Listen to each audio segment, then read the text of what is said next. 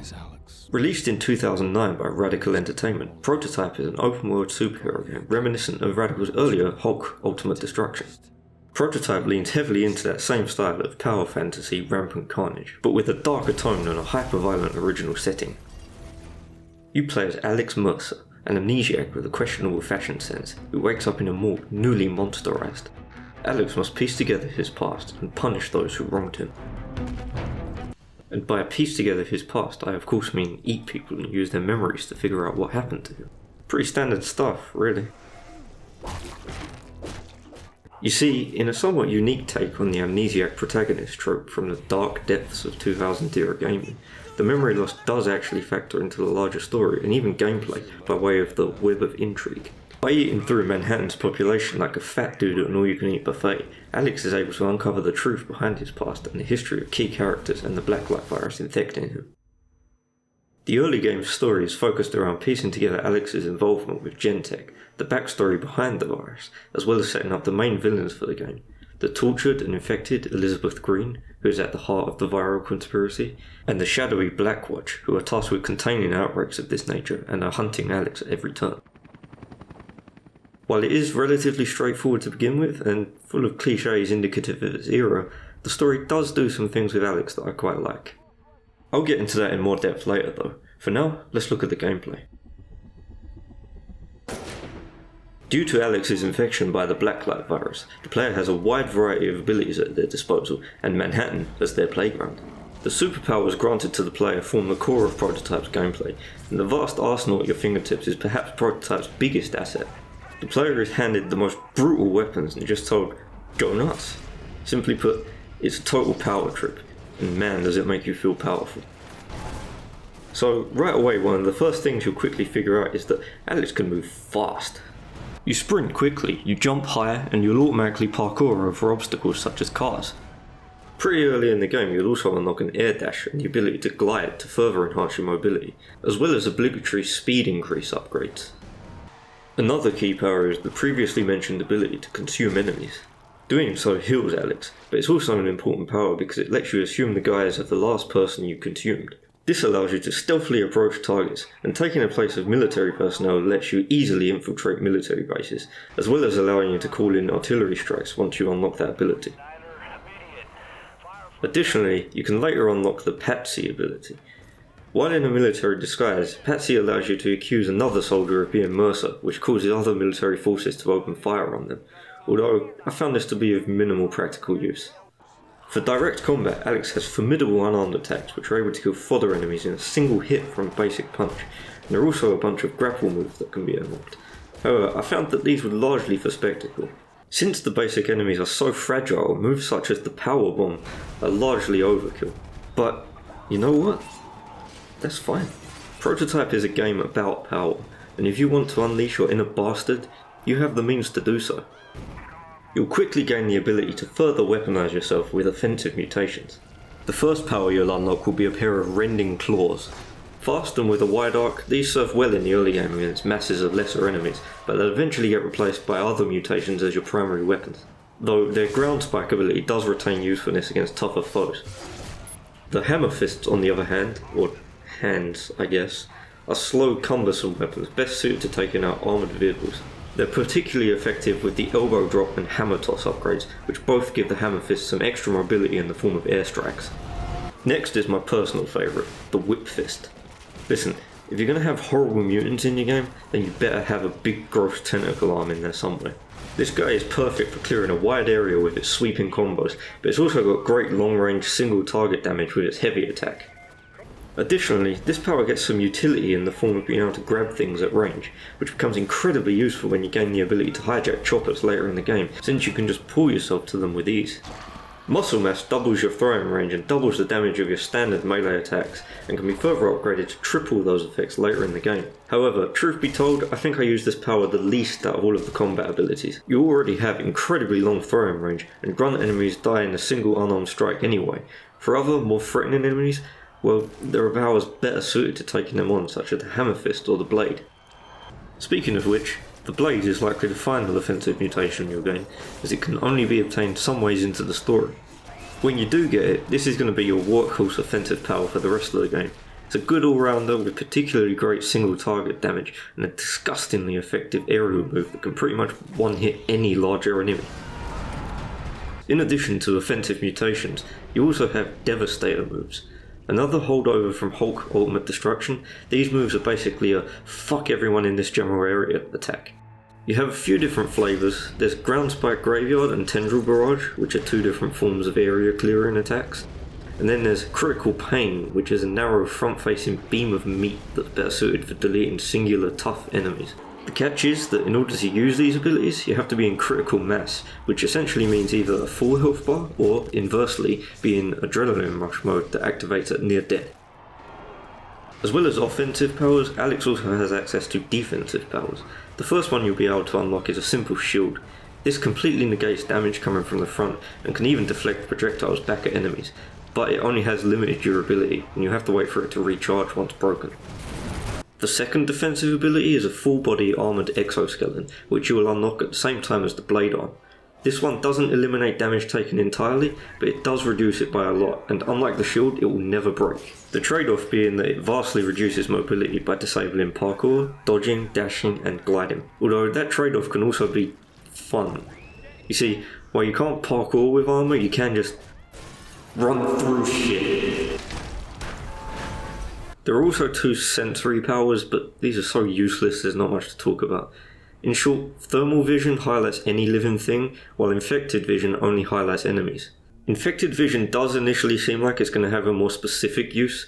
When you obtain the power, you have to use it to hunt down asymptomatic carriers of the virus, but that functionality is never utilised outside of that one specific mission.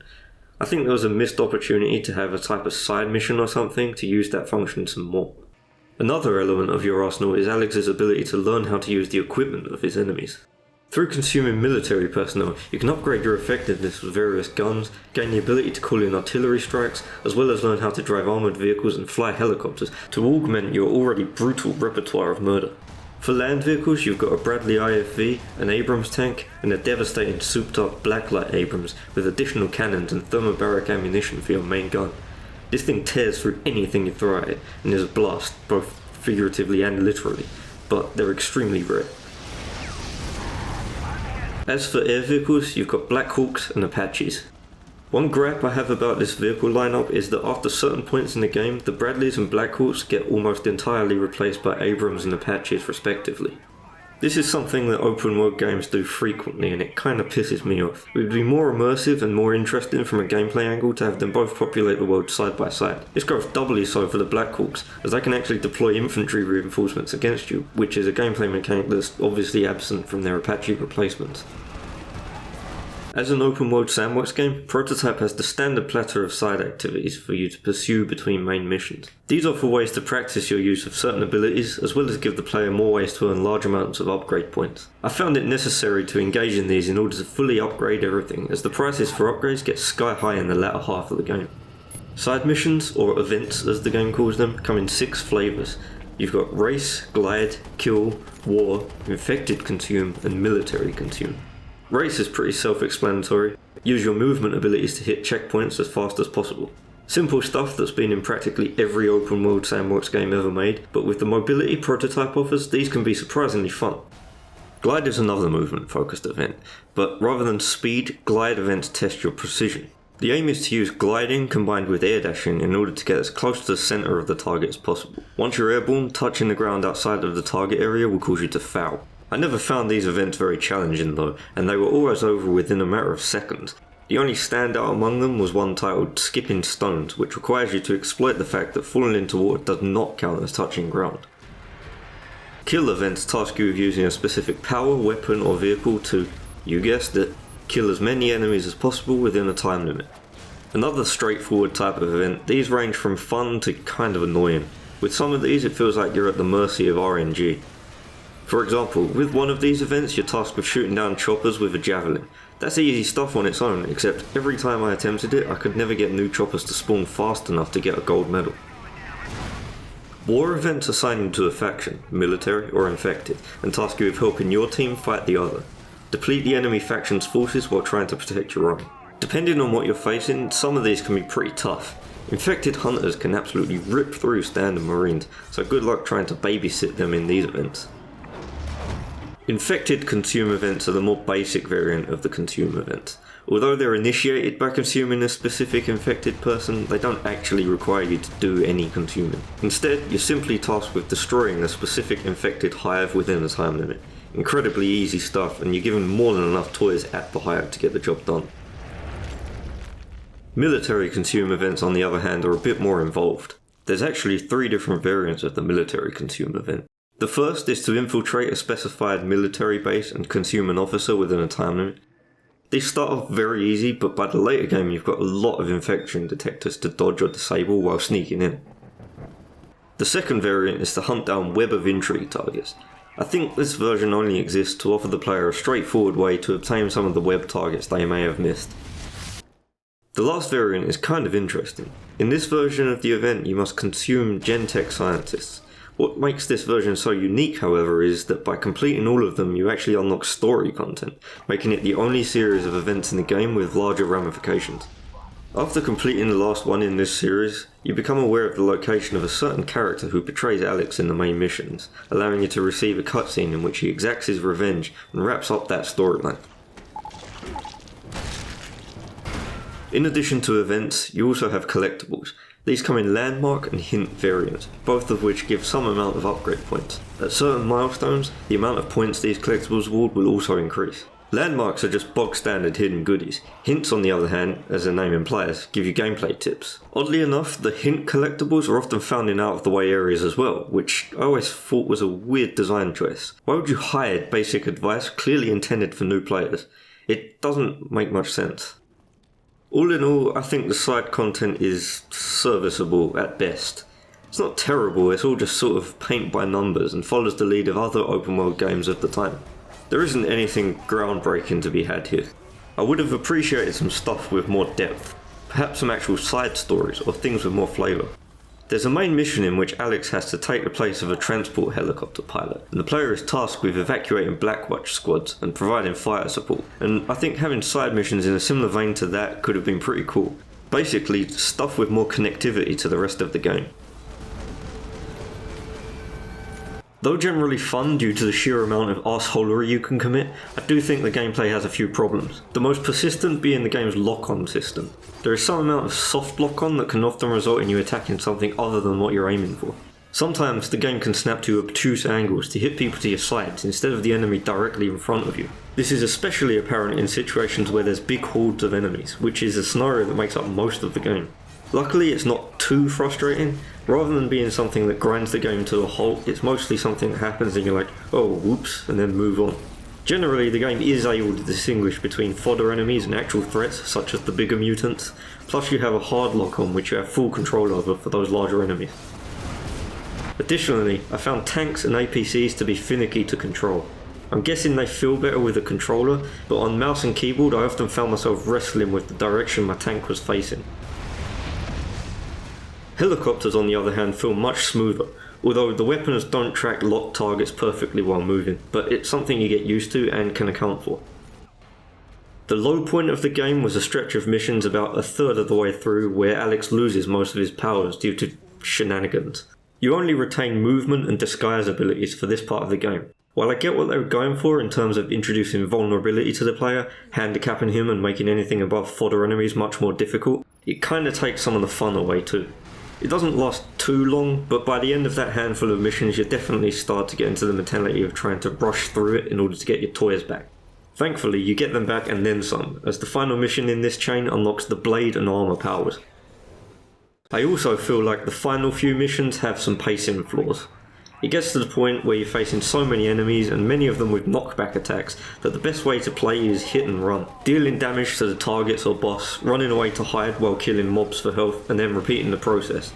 It's not particularly compelling and it feels like you're tackling the problem in a cheap way, but it certainly proved to be the most effective. Finally, while I do like the idea of the web of intrigue, more often than not the memories you obtain through it are purely for flavour or to offer additional context to certain things. While you can get ahead of the curve and piece together story elements slightly earlier, most of the major revelations still come from main story missions. This was likely done so that non-completionist players aren't alienated, which is pretty understandable, but it does relegate the web of intrigue to being something of a gimmick. On the technical side of things, I immediately encountered some problems running Prototype on modern PC hardware. The only resolutions available were incredibly low. I'm not certain, but I think this was something that became broken over the years, as I seem to remember being able to choose widescreen resolutions back in the day. Regardless, it was simple to fix, as there is a widescreen patch readily available over on the PC Gaming Wiki, a link to which will be in the description below. As well as that, I also experienced unavoidable game freezes at the end of certain cutscenes.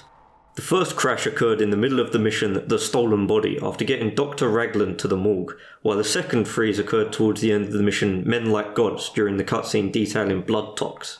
While annoying, skipping the cutscenes before the freezing point was enough to bypass the issue, and since the freezes only occurred at the very end of the cutscenes, no story content was missed.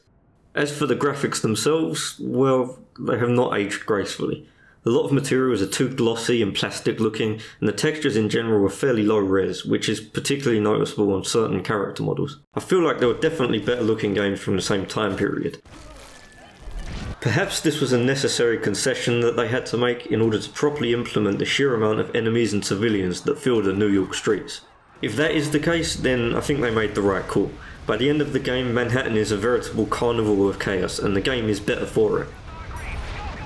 As an aside, there is a fan-made HD texture pack also available on the PC Gaming Wiki, however I opted not to use it in favour of an unmodified experience. Despite not being the prettiest game around, Prototype nails the atmosphere in my opinion. I'd say it's the second strongest element of the game after the smorgasbord of abilities the player is given. There's a nice build-up to it. When the game starts, Manhattan is relatively normal aside from all the military presence. The city is bustling and getting on with New York things, but slowly things turn to shit. Infected and military zones spring up. The map changes from mission to mission as the infection creeps across the city, and Blackwatch fights to contain it. Even in safe areas there is a change in the air. Posters warning of infection begin to appear all too late. Civilians start to become noticeably less healthy. Some clutch their stomachs, some lurch around in a dazed state, and rarely you can find them vomiting blood. The infected zones are by far the highlight though. These can look downright apocalyptic. A red fog fills the air, fires rage, people run for their lives as the hordes of infected hunt them down, and military patrols get stuck into their dirty work. These places are absolute havoc, and it can be fun to just sit back and watch it all unfold for a minute. Another little detail I like is how the game will tell you casualty counts and military expenditure at certain points, such as after main missions or even after a free roam rampage. It's a nice touch that puts some numbers to your carnage. McMullen is the key to all of this. He's a funnier character than we've ever had in any of the movies before. So let's get more into the story. There will be heavy spoilers from here on out, so skip to this time code if you want to avoid them. The game kicks off by dropping the player in media res. Then, after a short tutorial and a taster of the roster of powers you'll build up over the course of the game, it transitions to a flash forward cutscene, before then transitioning back to the actual beginning of Alex's story. We are off to a clunky start. I get the idea behind showing off your eventual strength, but narratively this intro doesn't really work for me. The multiple time skips forward and backward right at the start of the game isn't a smooth introduction. The flash forward cutscenes are also something that occur throughout the rest of the game, and consist of Alex talking to a mysterious figure atop a skyscraper, basically recapping the story as it goes. They do tie into the final stretch of the game and the ending though, so we'll be coming back to that. So now the game starts proper. Alex wakes up dead. He doesn't know who he is or how he got there, but after a quick snack he learns that he has a sister, Dana. Alex had been working for Gentek and had discovered something, and had enlisted Dana, a reporter, to help him gather more dirt on the company. This is where the two primary antagonists are introduced, Elizabeth Green, the source of the Black Light virus, and the Blackwatch commanders General Randall and Captain Cross.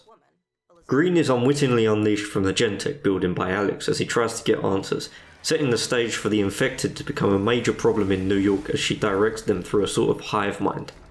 Her story begins in the 1960s in the town of Hope, Idaho. The US military infected the town with the red light virus under the cover of a harmless marker to simulate the spread of nuclear fallout. With seemingly no effects at first, the virus eventually brought about horrific deformities in the children born in Hope. After nearly 1,000 days with no other obvious effects, it then went on to spontaneously drive the inhabitant insane and induce near total fatalities. Green was the exception and was the perfect biological match for the virus. She became a living factory for virus samples, the red light propagating and mutating within her body. Somehow she survived. After a campaign to cover up and contain the outbreak, US government forces under the command of a young General Randall eventually captured Green, as well as her newly born son, the perfect natural mutation known only by the codename Pariah. While Mother represents what we think is a simple carrier, something we've seen time and again, Pariah is unique. Pariah is a plot element that's built up quite a bit towards the end of the game, and particularly through the web of intrigue. He's said to be very similar to Mercer, and it can be inferred that he's just as powerful, if not more so. The intent was clearly to set Pariah up to be the villain, or perhaps even the protagonist of a future game.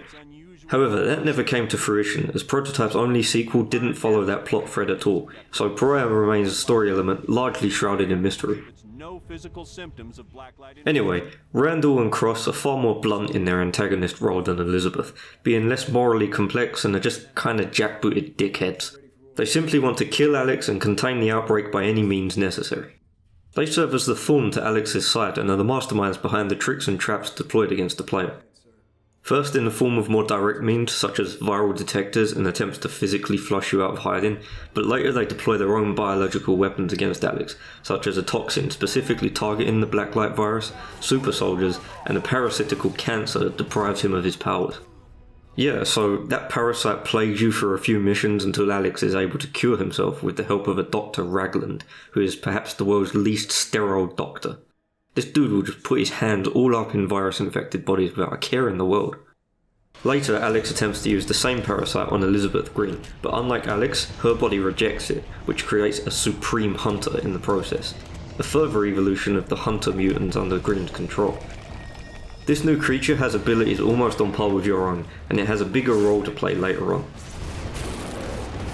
At this point, the flash-forward cutscenes and the ongoing story begin to converge. Alex receives anonymous phone calls from a mysterious contact who helps him take on Green by pumping blood tox, the virus targeting toxin mentioned earlier, throughout the NYC underground where Green is lurking. Who the hell is this? Forcing her into the open, Alex is able to fight and consume her, theoretically blunting the infected threat and leaving them aimless. Eventually, the contact reveals himself as none other than Specialist Cross, who informs Alex of General Randall's intention to enact Operation Firebreak. Just do your job. Operation Firebreak is a plan to nuke Manhattan and contain the outbreak once and for all. Alex's story is finally put together here too. It's revealed that in his previous life, Alex Mercer, correctly fearing that Gentek was quietly eliminating scientists involved with the Blacklight project, stole a sample of the virus as insurance and went on the run. Cornering him in Penn Station, the Gentek assassins killed Mercer, who smashed the vial in the process as a final fuck you. The virus entered Mercer's body, rewriting his DNA and essentially cloning him anew. Alex, or rather the blacklight creature taking his identity, rather bluntly states that the real Alex Mercer is dead and gone, and that he was a selfish monster of immense proportions. Perhaps even the worst human to have ever lived for unleashing the virus as he did. There's an irony in that the viral clone apparently has more compassion and humanity than the real deal. I think that's an interesting angle to take with this story and Alex's character. Although Prototype's story is hardly world-class writing and is frankly a big wad of cliches, that twist has always stuck with me, but it's not without its issues. The primary problem being that it's absolutely soaked in ludonarrative dissonance. Sure, in cutscenes the new Alex is presented as being more remorseful and compassionate for the victims than the actual guy, but gameplay-wise you're mowing down civilians and innocents left and right. I mean, you literally eat people to regain health and get evolution bugs. There's a big disconnect between his cutscene attitude and what actually occurs in gameplay, and it's kind of hard to ignore. My second issue with this reveal isn't so much an issue with this game as it is with the sequel. Prototype 2 does a complete 180 with Mercer's character arc, instead turning him into a remorseless monster with ambitions of world domination.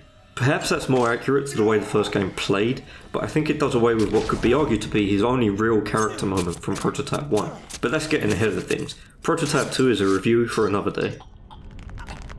So, the story wraps up with Cross sneaking a disguised Alex on board the USS Reagan in order to stop Operation Firebreak. I won't let you erase New York like you erased hope. In the process, however, Cross reveals himself to be the Supreme Hunter, the real Cross having apparently been consumed at some point. The Supreme Hunter claims that by consuming Alex it will be strong enough to survive the nuclear explosion, and that when everything is said and done, they won't be expecting anything like it to have survived. And so a boss fight ensues on the flight deck. 1 minute remaining. The game ends with Alex killing the Supreme Hunter and flying the nuke out to a safe distance. It then cuts to Alex, now little more than a splattering of gore, reconstituting himself. He then gives a monologue reinforcing that the real Alex Mercer was a total piece of shit and that his sins would forever be a part of the new Alex. I looked for the truth. Found it. Didn't like it. Wish the hell I could forget it. So that's Prototype, a whirling riot of gore, largely solid and certainly fun, but not entirely without some missteps along the way. The game definitely succeeds in empowering the player, and it feels great to just move around and use your abilities to inflict horrific annihilation. It's the kind of game that I feel died out some time ago, perhaps due to it being seen as a product of its time, an edgier time. Sure, open world superhero games still get made.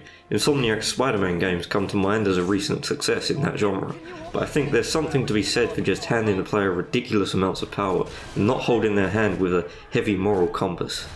There's something cathartic about being such an unbridled force of destruction. Despite that though, it is a game marred by a few technical and control issues, as well as a largely generic story that doesn't really do much to separate itself from its contemporaries. So, what came next? Well, as mentioned earlier, the series didn't end here. Prototype was followed up in 2012 with Prototype 2. I won't go into it too much here because I think Prototype 2 deserves its own video, but I feel like it's a sequel that both improved a lot of things but also had some missteps of its own. Unfortunately, however, Prototype 2 is where the series ended. Lower than expected sales resulted in Radical Entertainment laying off employees and then being transitioned into a support role for other studios. Ultimately, Radical Entertainment died the same slow and unglamorous end as many other studios acquired by Activision. Regardless of that fate, the Prototype games have something of a cult following, and while it was never a juggernaut of a series, Prototype is generally remembered favourably by those that played it. Is there any future left for the series? Well, the real glimmer of hope comes in the form of the news that Microsoft may acquire Activision Blizzard. If that deal goes ahead, well, the ball's in Microsoft's court. While that deal is arguably negative for consumer freedom, whatever your opinion of the situation, I think reviving old game franchises that have long been buried in the Activision graveyards is a welcome prospect at least. All I know for sure is that I for one would certainly welcome the return of Prototype.